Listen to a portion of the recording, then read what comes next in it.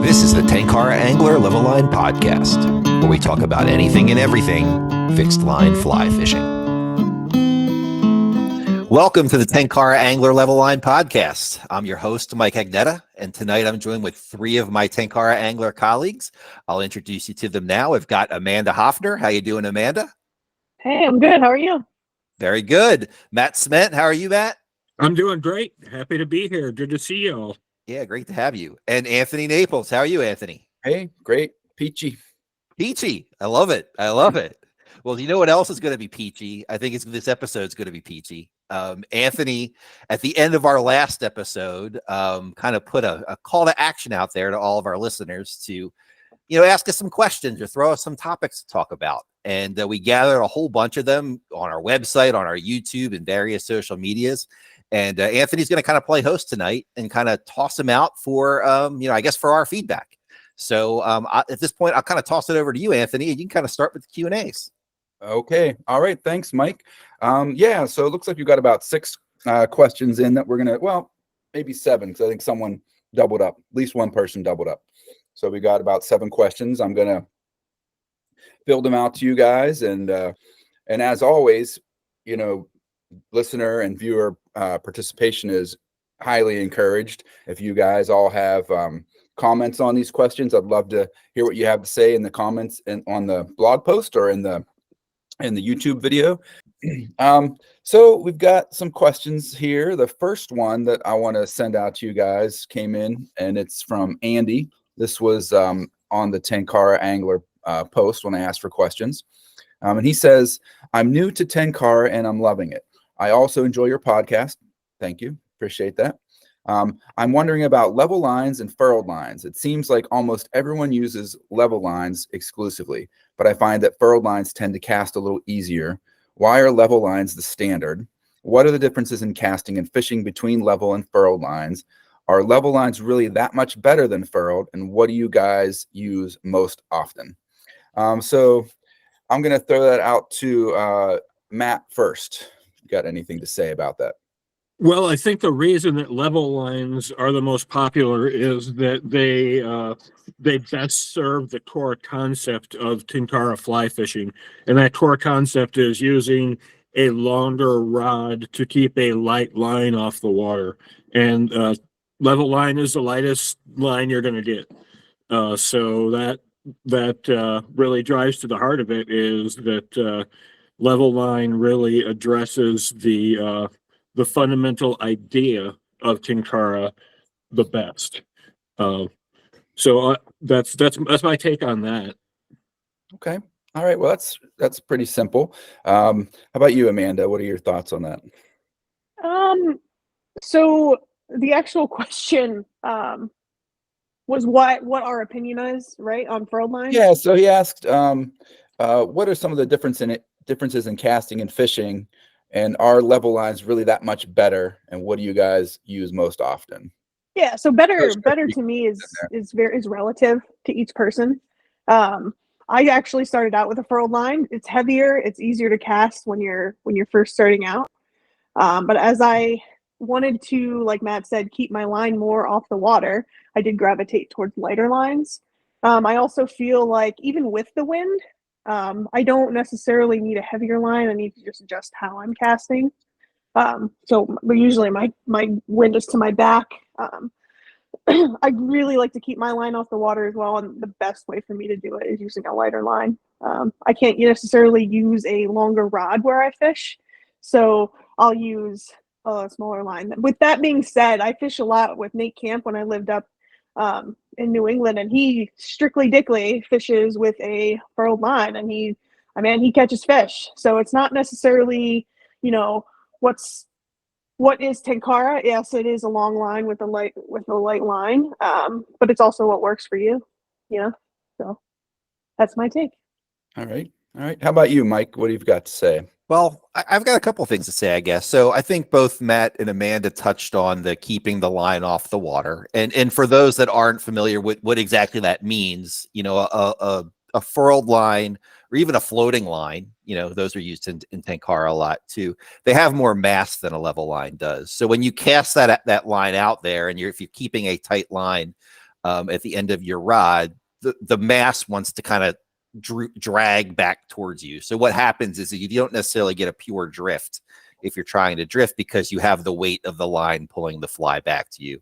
So that's one of the reasons why I think a lot of anglers, especially if they use lighter flies that don't need that additional weight from the line to try to power that fly out there, use level lines. Personally, I use furled lines probably the first, I don't know, 3, 4, 5 years of my Tenkara fishing.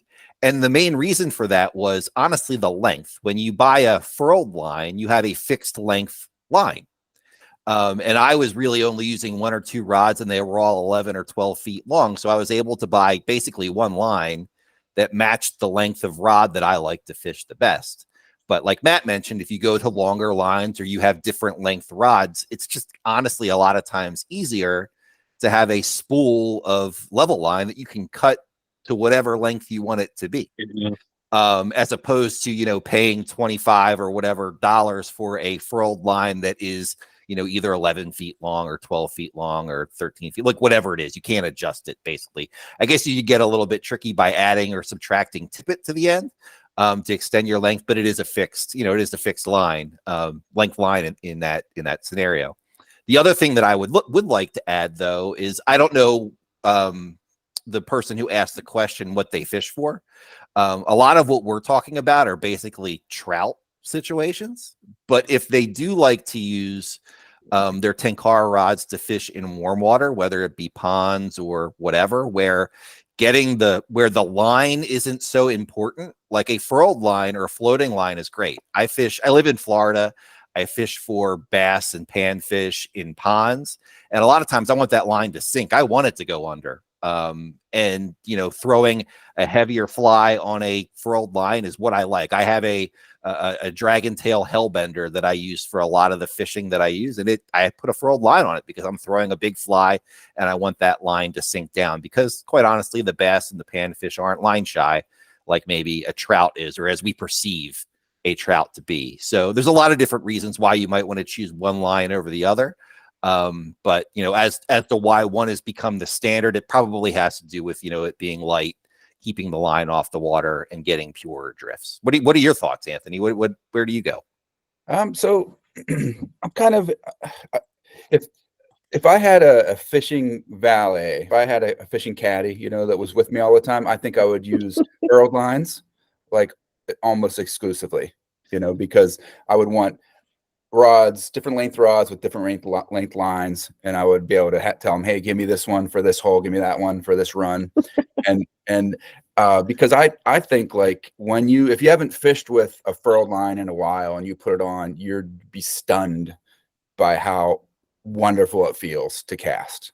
Mm-hmm. I mean, they just practically cast themselves, and you can actually, like, when I make them myself, I'll take it out in the yard without a rod and I'll see if I can cast it without the rod, and if it's made well, that line will lay out. So that one reason I don't use them is what you guys brought up. It's similar, but it's laziness. Like, it's just easy to take a level line. I don't have to think about it ahead of time. I don't have to make sure I have the right length line. I can cut it on the stream, cut it, tie it back together, mess with it. So that's that's partly just laziness or just disorganization on my part. And the other part is I can't find furled lines that I like. Like the ones that I like, I can only get from Japan. There's the Nishin, the PALS Fuji lines that I really like. The fluorocarbon ones, which are it's a line that's a multi-filament line that tapers down with different numbers of lines rather than, you can make them in different ways. Obviously, you can make them like a furled leader, but there's also like other ways of making a multi-filament line that isn't a furled line per se. And a lot of lines like the like monofilament nylon and fluorocarbon aren't furled lines necessarily. Right. They might be a twisted line. Mm-hmm. And I find a twisted line is super light, and I can keep it off like a nylon or fluorocarbon twisted line casts beautifully, and I can keep it off the water pretty well. But the other side of the coin is when I'm fishing small streams with lots of overhanging cover, I want a line that I can put some paste on and float it, because I can cast up under those hemlocks and the line doesn't sink and it floats beautifully. You know, when I can't, a lot of times you can't keep the rod tip high and you can't keep the line off the water. So I think it's nice to be able to lay it on the water. But that said, I don't prefer the furled ones made out of like the thread ones. I really don't like those. And I haven't been able to, since Streamside is no longer available. Like, he would make me ones that I liked, so I haven't been able to find lines that I like. So long story short, if I could find the lines that I liked easily and you know, or make them, I'd probably fish them more. And if I was more organized, I'd probably fish them more. So don't. And if you look at the websites, there's plenty of furled lines being sold. So maybe your impression from social media is that level lines are more popular, but I mean, if you just give a look at Dragon Tail and some of these other websites, you'll see they're selling plenty of, you know, they got plenty of furled lines on offer. Yeah. So, Anthony, were you the one who told me the story? I think it was you. And if it wasn't, and we have to edit this out, I'll totally delete this part. But that there was a Japanese angler once upon a time that told you a story that like level lines have no soul or something like that. So, right. So it was I used to communicate back and forth a lot with it was this weird bulletin board system that we would use emails with the Harima Tenkara Club, and one of the guys in the club, that conversation came up, and he had studied under Fuji, who uses furled lines. Yeah. And so he said, like, he compared using a level line to, like, he said John Coltrane wouldn't play a plastic saxophone. You know, so he's, you know, that's kind of what he said. He compared it to like a toy, you know. And so did he fish bamboo? No, probably no. Then, you know, like, or, you know, I mean, same argument could be made with carbon fiber, I suppose, versus, you know, like, I can dig that and all, but like, so I guess what I'm saying just is that it's not the impression that level line is the only thing. I think that comes to America down a certain path of educators, and it doesn't necessarily represent what Tenkara is to a lot of other people. So don't think that using furled lines doesn't have a rich tradition as well. So, well, I was just going to say that you bring up an excellent point, Anthony, in that, you know, I was going to mention a little bit earlier that there are Japanese masters that use furled lines. There are Japanese masters that use floating lines. Yep. You know, like, so it's really about how you're going to do your thing. It doesn't change the core fundamental concept of using the length of the rod to keep the line off the water. That's the defining core feature of Tenkara. But yeah, all those line choices will work. And you know, I've gone into this before, but experiment with them all. Like, you know, don't whip through them so fast that you miss the lessons there, but spend some time with all of those line choices and really get to, like, learn the lessons that each one has for you. And by the time you settle into one, you're going to be able to integrate that whole experience. Right. You might find, you know, that you like a particular line, or like, you know, when I used to sell rods and lines, you know, someone came to me and they had a rod they didn't like. And I said, well, try this. It was one of the Fuji furled lines. I said, try this line with it. And then he loved the rod with it, you know. So you may even find that, you know, your particular gear works better with certain things. So, I mean, and Tenkara rods there are Tenkara rods sold that are level line rods and taper line rods. So that's a thing that exists too. So yeah, don't feel like, you know, you got to be in the level line club, you know, mess around and see what works for you. That's what I would recommend. Yeah. I was going to say, I rarely fish level line because I can't see it. I have a really hard time just seeing orange or the really, like, clear ones. So, and I use that as a lot of times as my indicators, whether I have a bite or, so I almost always use tapered nylon. So that's what I'm used to. I don't know. Yeah. And if Andy doesn't know about that, there are tapered, they're almost like what you'd have as a Western fishing, like a leader. So it's a nylon, and they usually, well, they come in white and yellow, or white and orange is what I've seen them in mostly. But yeah, so that's another thing you could try to sort of get it somewhere in between. You know, it's a tapered line, but it's a monofilament tapered line. Yeah, I hope that helped you out, Andy. And if not, or if you have further questions, again, comment down below and we'll see if we can help you out any further. So the next couple questions come in from Dave Rossett, who you might know the dulcet tones of his voice from some of our listen-in videos that we posted. So Dave asks, do you have a go-to fly when all else there's a typo here. So do you have a go-to fly when all else fails? I think is what he's trying to say. And then what is the one Tenkara skill new Tenkara anglers should learn? Well, how about we'll break that up. We'll go do one question at a time. So the first one is, do you have a go-to fly when all else fails? I'll take that first just because I'm itching to talk about it. So my go-to fly that has like short of flood conditions, or chocolate milk conditions, the fly that I go to, if nothing else is working on, is like a size 18 beadhead pheasant tail that I've doctored up a little bit. The thorax is your pheasant tail with the copper ribbing, pheasant tail fibers for the tail. Then it's got a tuft of white antron, then peacock herl, and it's finished off with a fluorescent orange thread.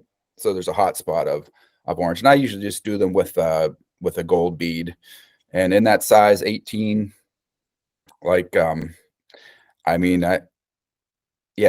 fished them all over anywhere in the country I fished, and they work for trout. So that's the one fly that I make sure I'm never without that fly. When I'm going on a trip, I tie a bunch of those up and I'll fish them, all different ways. What's nice with that small one, even though it's a beadhead, it's so small that it's fairly light, so you can fish it in the riffles. The one year in Wisconsin, the fish were sitting in super shallow riffles, inches deep, and I could fish that in there without snagging because it was light enough. I'll fish it in even when water is kind of blown out, like you can see behind me, like this kind of water. If I'm fishing that kind of water, I do a dry dropper. So I put a dry fly on and I drop it down and I fish the soft edges where the brown trout will hang out in the real soft water. And then when you slow it down like that, I think it gives fish a chance to see it in that colored water. You would think that they couldn't find a fly like that, but they can find it in that kind of water. So anyway, that's my go-to fly. Not a Tenkara fly, I'm sorry, but that is when all else fails. So let's see. I started with Matt. How about we start with Amanda this time? What's your go-to fly? If I've already used the one that I'm always using, which is my black-bodied Sakasa, I got pretty addicted to the pink squirrels when I was in Wisconsin. They're pretty, I don't know, the fish just crave them, they somehow, you're like, oh, there was a fish there, So if I'm usually fishing my soft tackle, I'm usually in the top half of the column at least. So why not just start fishing lower, deeper in the water? So I go with a good old pink squirrel from the Driftless. I actually ordered a bunch from the Driftless Angler, so I didn't have to tie my own authentic Wisconsin candy. Good deal. Good deal. All right. How about Matt? What if you've tried a bunch of stuff, and now this is like you got to catch fish? What are you putting on? Well, like Amanda, I usually am fishing like one fly, which is a Pass Lake variant of some sort most of the year. But and Amanda kind of stole my answer because I'm pretty super generic. But yeah, like a size 14 or a 16 pink squirrel is really hard to beat. But then honestly, I will say any size 14 to size 16 nymph that I feel comfortable fishing will work for that role. Because what I'm really doing at that point, as Amanda pointed out, is I'm really just changing the level of water column that I'm targeting. And my philosophy has never been match the hatch. It's always been hone the zone, which, put something that looks like food into the area that the fish are looking at for food. So yeah, and on that note, I know this isn't like the one go-to, I'm kind of throwing a couple out here, but I've really fallen in love the last couple of years with a size 16 tungsten bead-headed woolly bugger. just a very small, a smaller version of a larger profile fly. That really moves a lot of fish for me, and especially in higher or stained water. It's really got the profile to get it done, and it's got some weight to it, so you can kind of fish it by wire if you catch where I'm going with that. But it doesn't overstress most Tenkara rods, and it's definitely it's not like ripping big pike flies or something. It's really controllable. So that's kind of like my tie these days. I'll either go for that smaller nymph or for that size 16 woolly bugger. Are you using like a dark color for the woolly bugger? Black. Black? Yeah. I put about as much thought into it as I do like my normal fly selection, which is, there's a past lake, I'll tie it on. So the last time I was out, the water looked like, if you're not watching the video, you can't see, but it was kind of up and off color. And so I started with bigger stuff, and nothing kept getting smaller and smaller till I got to that go-to fly. So I think in Spring Creek that I fish a lot, there's always something that size available, like there's always small stuff available. Like almost, there's blueing all of us are almost always hatching. So I think the fish just see so much of that. Yeah, and that pink squirrel, like, it's hard to explain that. I've tried it a little bit back home, but I haven't had as much luck with it, which is weird. Even though there's Spring Creeks in Wisconsin, they seem to act different than my Spring Creeks back home. So I don't know, but yeah, woolly bugger. I've never fished them that small, Matt. But I mean, well, I got the idea. The whole idea is Brian Trantham approved. That's who he was fishing micro leeches, and I couldn't find any that, frankly, I wanted, that were less than like $4 each or something to that effect. And so I was like, I bet, a woolly bugger in the same size category will do. Yeah. Well, famous flies are famous for a reason. Yeah, that's because they work. So yeah, absolutely. What about you, Mike? What's your... Well, I don't know. I don't know that I have like a desperation fly or whatever you want to call it.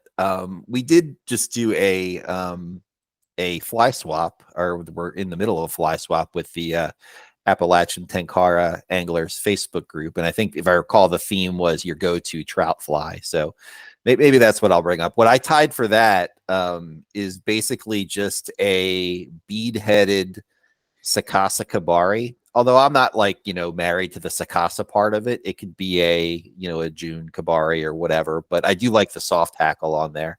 So basically it's a peacock curl body with a tungsten bead and then a wrap of hackle. And that in anywhere between a size, I think I tied up 10s for the swap, but anywhere from a 10 to a 14 or 16. I just like that fly. It gets down far enough where I feel like I can get, if I fish the fly right, and if I want to even sink a little bit of line to get it down where I need to, I can get it down pretty low, and then I can manipulate it with the line to keep it in the top the water column too. And it seems to just be generic enough and buggy enough where it does what it's supposed to, and probably having that bead and the little flash that'll give probably doesn't hurt all that much either. So that's the one that I tied. Excellent. Yeah, and the idea of go-to fly always fascinates me, just because I know Matt fishes completely differently than I do, and you always want, like, you would love to it's interesting to me how the rod you use, the line you use, it all like goes together, like the kind of water you like to fish, which is all, it's all kind of fat. That's why the Tenkara moves thing that I'm doing is very interesting to me, because you can kind of see how all those pieces fit together, because obviously a lot of people have success with all sorts of different things, like there's certain flies that people love that I just never catch anything on, I'm sure you've all had that experience too, so it's maybe that'll be another thing this year to try, is like try some different flies, like that you haven't had success with, like for instance, the just like people love in Western fly fishing, be like a hare's ear nymph, right? It's like a classic, but I just never have like caught much on them. So what? Yeah. You almost gotta try not to catch trout on a hare's ear nymph, especially like with your nymphing, your thorough nymphing style, man. That's just got to be because you weren't fishing them. I know, and like I say, who knows? I think sometimes you get so fine tuned to like the stuff that you do. You know what I mean? That you're just like honed in on a particular size and weight and all that kind of thing. So who knows? I don't know. Anyway, I just think it's cool that people use a bunch of different stuff and we all have good success. So, all absolutely. Right, so the next question that Dave had was, what is the one Tenkara skill that new Tenkara anglers should learn? I mean, that's a tough question. That's a book, obviously, but so to pick, we'll try to limit it to each of us to, pick one thing. I years ago did a thing on I don't even remember if it was on my Casting Around blog or the Three Rivers one, where it was called Just One Thing. And the idea was like to ask people, if you could tell someone just one thing, what would you tell them? So this is kind of like that. So let's see. I don't remember who I started with. We'll start with Amanda this time. If you could tell, what is the one Tenkara skill that new Tenkara anglers should learn? You got one piece of advice you can give them. You got to be patient with yourself, and you got to let go of all your thoughts on, casting and stuff. I could go into, you need to be a good caster, whatever. But I think being patient and forgiving of yourself and being, make sure you're moving with a purpose is a big thing too. But be patient with yourself, because you're probably not going to catch fish on your first try. And if you do, it's not going to be on purpose. So that's how I felt anyway. But yeah, patience.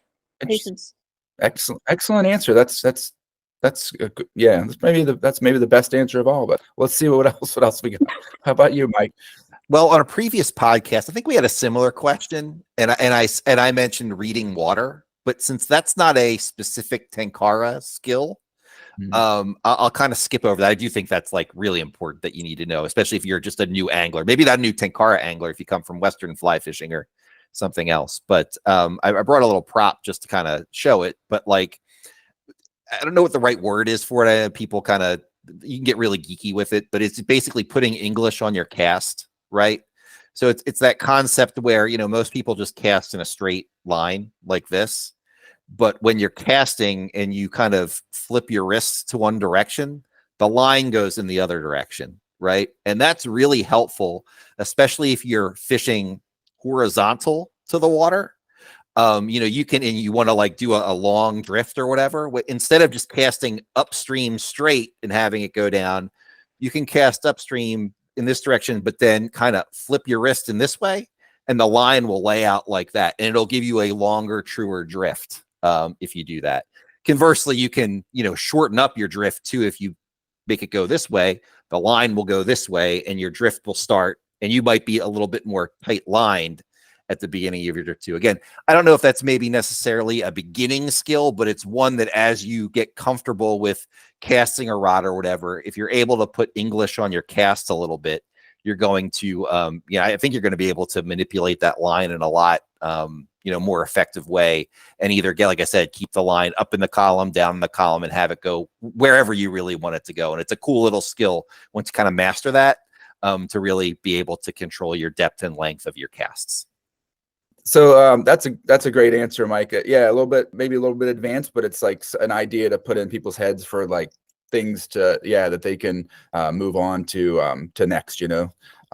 That's a great answer too. What about you, Matt? I think the number one thing that I would advise people to focus on, the number one skill to develop is essentially tip position control, as far as where you're stopping your cast, and how that relates to how you're planning on fishing that fly. Because you're going to really stop that tip somewhere differently, and if you're fishing on the top versus if you're fishing further down the water column. And I think getting control, from the start, really focusing on that knowledge that where the tip goes, so goes everything else, and keeping that really focused in a higher angle versus a lower, which a lot of people, will cast down to here. And again, the idea behind the long rod is to create that triangle that we're looking to create to keep the line off the water.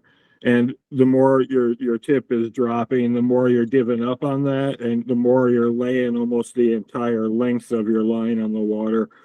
So I think, teaching people that the cast really only needs to be in a very small arc of motion, versus driving that tip, the tip forward all the time, gaining that control, I think, is really central to good casting and doing the kind of stuff that Mike was talking about, which is something that we focus on very, very much at Oni Style Tenkara School coming up here. Yeah, I mean, that's you can't do that unless you've got tip position control and are maintaining tension on the line. So if you're not slacking the line, it's just going to flop all over the place. Yeah. One thing that I notice a lot is people, they tend to overpower their cast, right? Like they just don't let the rod do the work. Tenkara rods are, they're tuned to, cast and without, a ton of effort, from the caster. So, whether or not they're dropping their cast down, like you kind of mentioned, Matt, to like whether waist level or whatever, just keep your cast high, and you don't really need to put a whole lot on it, and you don't need a whole lot of arm on it. The other thing you kind of see is people reaching when they cast, and that just creates inefficiencies in your cast. You just really need to bend your elbow, and that's really all you need to do, and the rod will do the work for you. And if you're not getting it quite as far out as you need it to go, if you're going to stream, just take a step or two forward. Don't use your arm to close that gap. Use your body to close that gap. Or maybe if you're choking up on the rod, grab the rod a little bit further down. Give yourself kind of that built-in zoom of half a foot or whatever it might be. Well, I'm gonna have to join the casting bandwagon, but a slightly different thing. So I would say that I mean, this goes for any kind of fishing, I guess, but yeah, in general, in Tenkara, I think the knock on it, right, is people say it's for people that can't cast. You hear that, right? That's why. But like casting is so central to it, and accurate casting, and I think that's what I would suggest to the beginner is to focus to the idea of casting to a place, to a spot. Like if you're fishing around a rock or a run or whatever, don't just kind of cast to a general area. Like I know, like with brown trout, they'll sit really tight to cover and stuff, and an inch or whatever can make a difference to whether that fish, takes your fly or not. So I'll often, like when I can't practice casting in the yard. I just don't enjoy doing that. There's like anything else in the world I'd rather do. So when I'm on the stream, when I make a cast, if it doesn't go where I want it, I cast over and over till I get the cast I want. I practice on the stream. So yeah, I would say like focus on casting accuracy and pick a target that you're casting to, rather than just somewhere in that area, and I think that you'll get much better casting, and I think you'll start catching more fish too, because you'll have a lot more control. That kind of goes with what Mike and Matt were saying too about being aware of the tip control and mending the line and things like that. But yeah, casting I think is I know, like I kind of came to that realization because I'll often be more successful fishing earlier in the day, and I get worse and worse as the day goes on because I get lazier and lazier with my casting, or I'm tired of taking my fly out of trees and stuff. So I stop casting to harder places, things like that. So anyway, yeah, casting accuracy and pick your spots and focus on casting to a place. So anyway, anyone else have anything they want to add to any of that? I don't know. One thing that I do is if you ever get frustrated on the stream, just don't be afraid to take a time out. It just kind of like recalibrates your head sometimes and think about what you were doing. Like you mentioned, Anthony, you caught in a tree or whatever. If you're particular, like I fish in the Smokies a lot, there's a lot of rhododendron, right? And if you get caught up a couple times in a row, like I'm sure it's all happened to you, like you've got caught up, you've tied on a new tippet or whatever, a new fly, and literally the next cast you're caught up again, right? Like that is the most frustrating thing ever. And you're just cursing under your breath and like, what am I doing? Like when that happens to me, instead of just, tying on and fishing some more, I'll just like take a time out and I'll like see if I got that granola bar in my pack and just chomp on that for a little bit and then just kind of collect my thoughts and then fish. I think, especially when you're picking up anything new, it can be frustrating.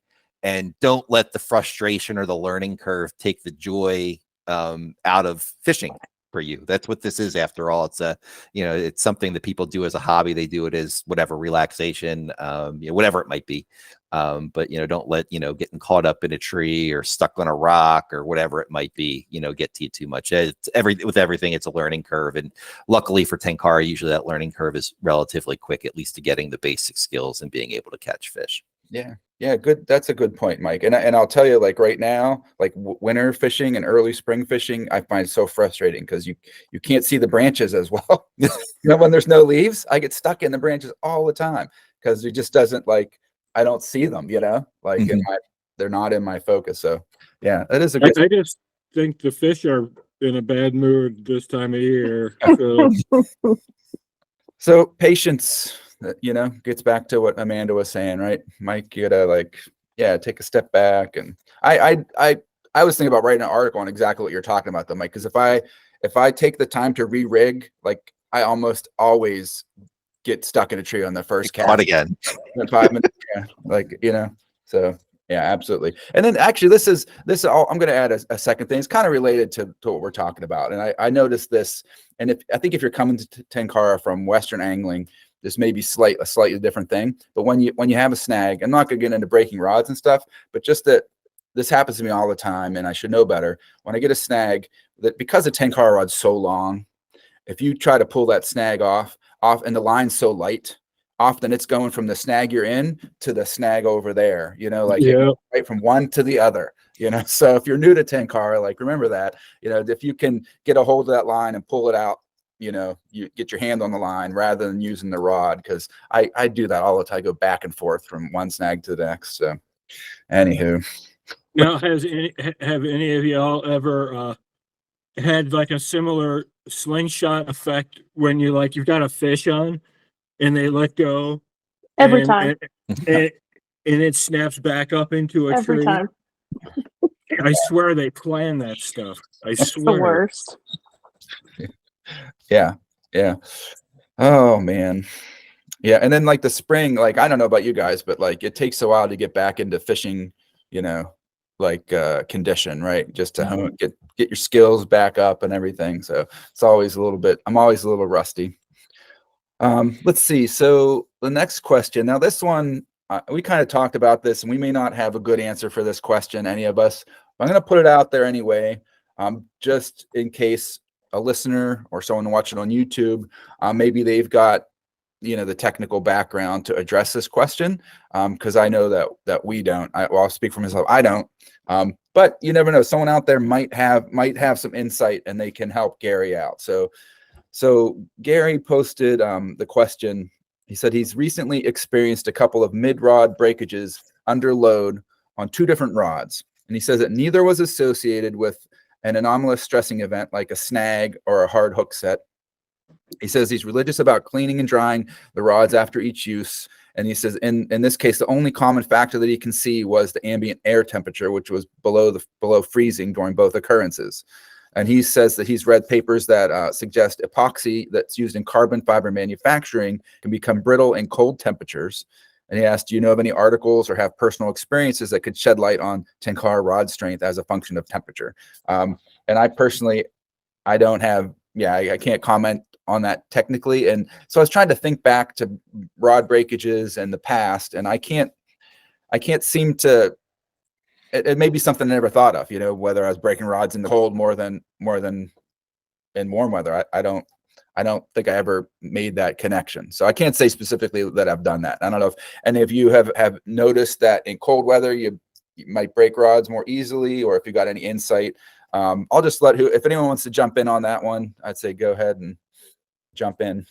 So I would say that I have not noticed either in my own personal life In the last year or two, I haven't fished as much in the winter as I used to, but I used to fish in the winter a lot, and I didn't get observe any more breakage in my rods than I normally do. And frankly, like I do something that most people wouldn't do. I leave my rods in the car all winter, and they get down to -20, or whatever stupid cold rating we're having at any given time here, and they seem to perform just fine. I have put my Oni Hunter 395 through the ringer for 5, 6, 7 years now, and that has spent entire winters in the car.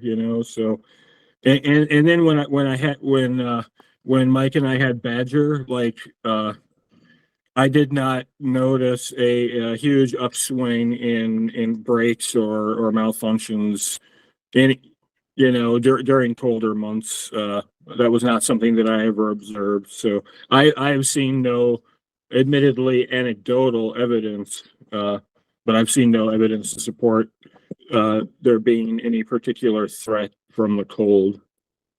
Yeah, it's interesting you talk about that, because normally I keep all my rods. They're in the garage. It's unheated, but it's under the house, so it never gets super cold. But I've got some of them now up at my other place that are in an unheated space, and it's actually something that I've been thinking about. And so I've been trying to be extra careful about drying them off, because I had the thought, if I put a rod away and it's got some water in there and it gets down below freezing, that it could like break could crack the rod, if there's some water inside the rod, but it sounds like you haven't experienced that at all. Or No, and I guess my recommendation on that would be to just make sure that you warm the rod up above freezing before you extend it, because if there's ice in it when you try to extend it, you're going to force a section or something. But if it's just wet, if you dry, warm it up in your car on the way home or on the way there, whatever, it should be just fine. And I would add, like when I was running through Tenkara, I like same with you, Matt. I don't recall having like a spate of breakages or anything in the winter. But again, I wasn't thinking that way, so it's possible that I just didn't see a trend. But what about you, Mike or Mandy? Have anything to add? I do not have my PhD in carbon fiber chemistry or anything like that. So no, I really my breakages were mostly user error. 100%. Yeah. So, Being an idiot, that's how I break rods. I might suggest that perhaps an exorcism or some sort of cleansing ritual might be in order for the angler in question. Yeah, I did have the thought, when reading that, I don't know how cold it was. He didn't say, but I could conceive that if it was really cold and the rod got wet, that you could have water get in and create, freeze, like if it froze while you're using it, and create some sort of imbalance at a joint where you've got some frozen water. Sure. Now you have like with the engineering degree, it's not inconceivable that could happen. Now, I don't know how cold it was, so it's hard to know, because okay, sometimes you lose control of the rod while you're getting a fish off the hook, and the top half of the rod ends up in the water or something. Right. And so it's hard to tell without knowing the circumstances. But if anyone has a detailed case study, we will do a CSI episode. We'll put out the chalk lines and everything, yellow tape. So definitely, if anyone's got any experience, or if anyone else has experienced that, let us know in the comments, because that's certainly out of our wheelhouse, technically. So this next question is from Instagram, from Tenkara Sir, and it says, when are you coming to visit us in Patagonia?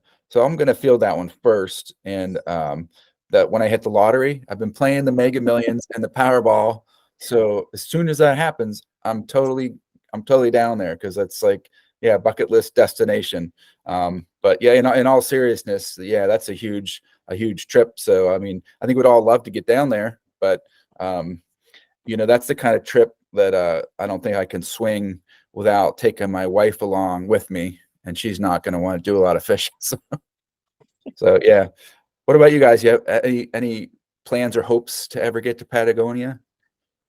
I'd love to go, given the opportunity. I mean, you ever see those pictures from like Jurassic Lake or whatever it is, right? I mean, I mean, I'll be honest with you. I don't know if I'd use a Tenkara rod if I went there. I mean, I have to use one of those 100 banana rated Tanuki rods or something on one of those fish because they're gigantic. I mean, I'd love to go there. I'd love to travel all over the world, and that's definitely a dream destination, I guess. So just need a benefactor to make it happen.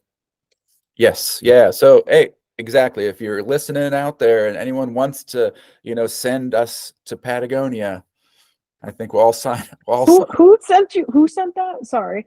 I guess I didn't read it. The Instagram account is Tenkara Sur, like South, like Tenkara SUR on Instagram. Oh, I don't know. Actually guided them in the White Mountains. I went out. Okay. It's Dario and Fernanda. Yeah, they're really nice couple. I know he's a college professor. I cannot remember what Fer does, but he's a great angler. Like, we were catching native brook trout up there. So yeah. Hi, Dario. Very cool. Very cool. Yeah, it's a very genuine couple. I would definitely go to Patagonia with them. Excellent. Well, yeah. I mean, like I said, yeah, I think we'd love to. I went to a presentation on fishing down in Patagonia. Yeah, it just looks beautiful, But yeah, like you say, Mike, it's hard to imagine catching some of those like sea run brown trout and stuff on a Tenkara, or at least any Tenkara. I mean, they're huge. They're like, I can't, like, some of the pictures you see, it's like there's a reason why it's called Jurassic Lake, right? Yeah. Well, Jurassic Lake, like, it's crazy. Yeah, that would be something else. And even the just the quote unquote regular trout streams, that I've seen down there 100%. Are something else. Yeah, I mean, like, tell them I'll be there for dinner tomorrow.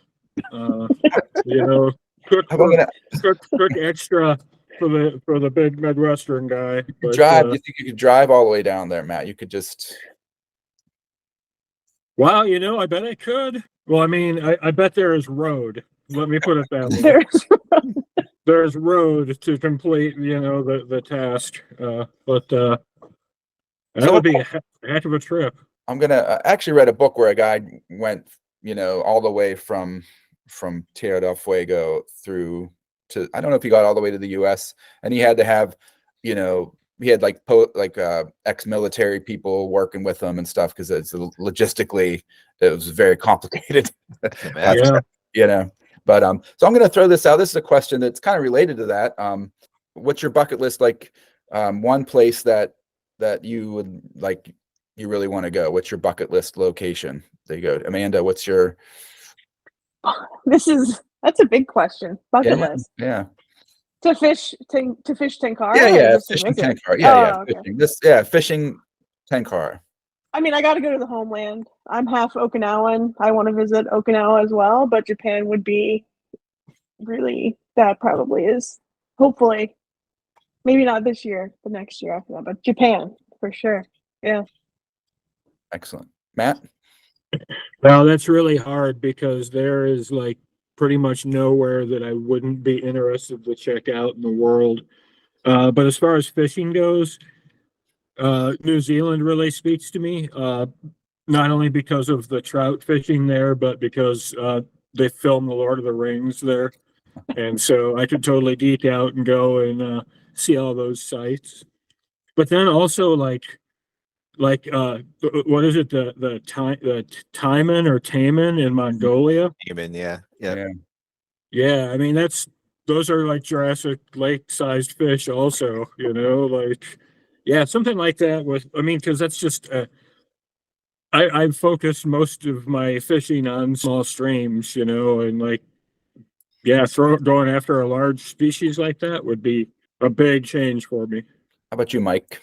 Well, if it was Tenkara, I'd probably go the route that Amanda went, just to immerse myself in the culture and meet other like all these people that you see online or whatever, like actually get to meet them, hopefully, and learn from them. But honestly, if it's just from a fishing standpoint, I've always wanted to go to Labrador, and get those gigantic brookies that are up in Labrador. You know, that is something that when you see those videos, I watch them all on YouTube, I geek out. Like those fish just look amazing. I don't know how well that would be set up for, you know, a Tenkara necessarily outing.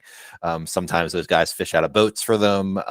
You know, it's not a lot of like small stream, you know, kind of wading sort of thing, but you know, those fish just look amazing and they're beautiful, you know, specimens. I'd love to do that. Plus I love the just like that part of the world. I've been to Labrador before, like on a cruise. We did like the Canadian Maritimes or whatever, and I really enjoyed the place.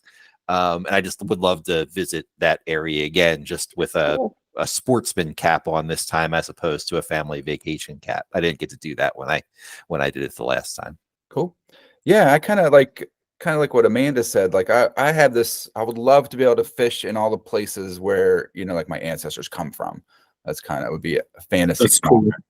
And so I've got a lot of Scottish ancestry. So obviously there's some goods fishing over in Scotland, some Irish ancestry, you know, Serbian. So there's all those rivers over in that part of the world, Serbia, former Yugoslavia. I got a lot of Bosnia.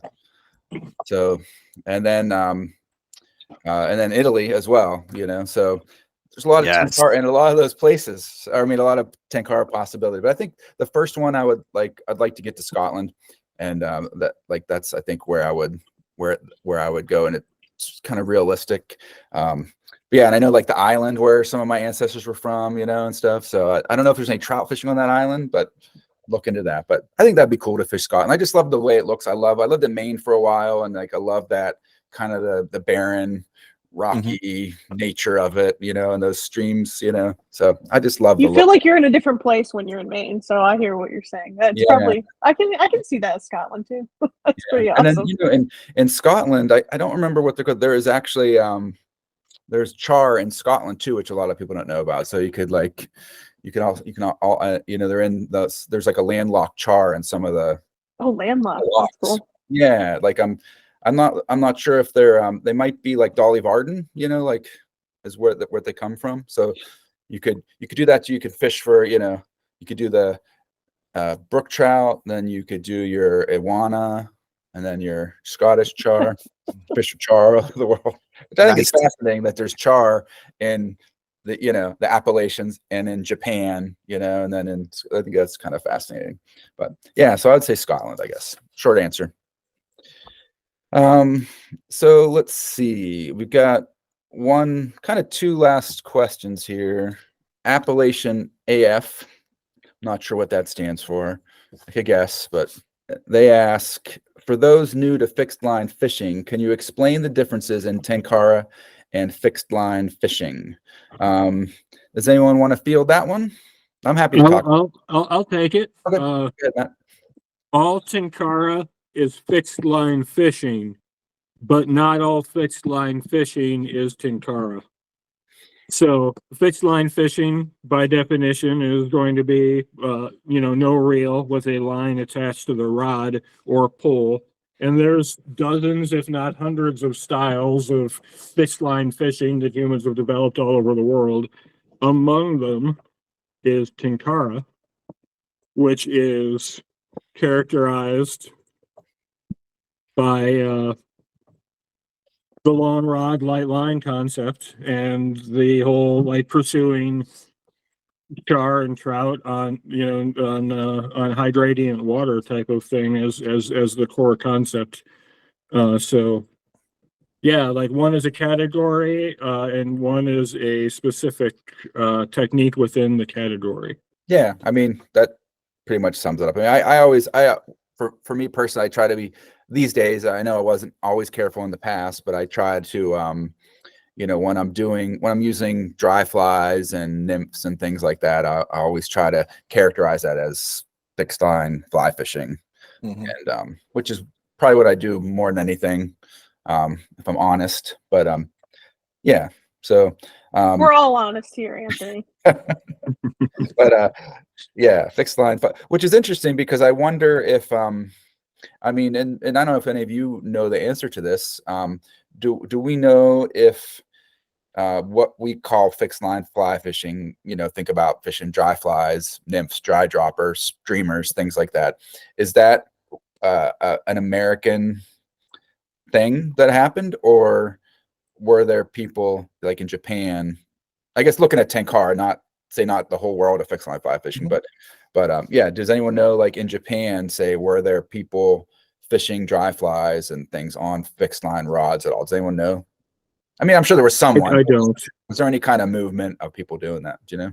I Like don't, back in the but, day, or like right now? Well, I would say in modern history, with modern sport Tenkara, were there people doing fixed line fly fishing, like say recently? I guarantee you there have been, because if you recall, like Tenkara is a Japanese export, if you want to call it that got popularized in America, then because it got popular in the West, it went back to Japan and got popular as well. Like it was kind of like this boomerang effect, right? And one of the main things, everybody talks about Tenkara USA, kind of like popularizing it in the West. But one of the things that really made it popular was when Yvon Chouinard and Patagonia put out their Tenkara rods. And if you remember when he did, he wasn't necessarily marketing Tenkara the way that we think about it when you think about traditional Tenkara. He was thinking about simple fly fishing. And he actually sold a floating line with his rods, and I actually think included Western flies in the kit. Mm-hmm. So, that might be a Western thing, or I'm certain that has gotten back to Japan, over the years. And by now we're talking, that's over 10 years ago when that happened. That was around 2012. I'm sure there's people that use those rods, or use the Tenkara rod to fish, whatever, dry flies, nymphs, things like that aren't necessarily traditional Tenkara, but who knows? And maybe if those patterns or whatever existed way back when, they might have been using them as well. I mean, we only know what's been documented. Who knows what hasn't been, right? I mean, that's the way I kind of look at it. Yeah. I'm just curious, because we say, like, I know, like, a lot of times we're very careful about saying Tenkara and fixed line fly fishing. So if anyone happens to be listening from Japan, who's, or whether Japanese or Americans or whatever living in Japan, I'd be curious to know about that. Like if there are people in Japan that use that term fixed line fly fishing, or whatever the Japanese term would be, or if it's if it's a thing or not. I'd be kind of curious, because I'm sure, like you say, Mike, there's people that are doing it, but I wonder if it's a term or whatever that people use. I'd be kind of curious. At Tenkara Angler, we just use the term to just basically distinguish between the two. Being a website that's called Tenkara Angler, like, we need to pay some attention to what the historical roots of Tenkara is, and what those in a traditional form, as if you were paging through a Japanese tackle catalog, what they would categorize as Tenkara equipment. And usually that's rods that have a fixed telescoping rod with some sort of handle, and then the lines that go with it, and typically some sort of kabari, but not always. It's actually an interesting thing, like, just speaking around the concept of fixed line fishing, just in general. Like, if you're ever curious, there's a lot of fixed line fishing outside of the United States. It's way more popular there than it is here. We're pretty much rod and reel anglers for the most part, no matter what sort of reel it is, spinning, fly, whatever, bait caster. But if you ever do page through a Japanese tackle catalog that has fixed line rods in it, you'll see all kinds of different, disciplines or sports or whatever you want to call it. And the rods they're all fixed line rods, but they're all unique to that sport. And that kind of, if you're just trying to define something, those folks would be able to define it way better than us, just because that's not in our nature. We're rod and reel folks. We're not, fixed line fishers by nature. Yeah. And I know, like, I've got some old Tenkara books or old fishing books from Japan. Mm-hmm. And it is interesting because it has like Keiu fishing, Tenkara fishing, and Western fly fishing. Mm-hmm. And they don't so he's got a section on fly fishing, and in there he's using dry flies and whatever. But in the Tenkara section, there's no, it's all Tenkara kabari that you would think of as traditional kabari. So in that book, anyway, there's a distinct, like, I can't read Japanese, obviously, so I'm looking at pictures mostly, but it does seem to be very distinctly separate in that particular book anyway. But All right, folks. So that kind of concludes our question and answer this time, and I think it went pretty well. For a while, it didn't look like we had a lot, and then some questions kind of came in, and I mean, we could obviously go on and on. I mean, each of those questions could be a whole podcast of its own. So I hope that we were able to answer your questions. I know sometimes people take your question in a different direction than you were hoping. So if that was the case, please feel free to comment down below, and if you didn't get the answer you're looking for, or you want more clarification, whether you're the person that asked or someone else, just put some comments below. We hope that it's as conversational as can be. So I just want to say thanks for listening. Don't forget to subscribe and click notifications for us on YouTube. If you're watching this on YouTube, that'll help us out.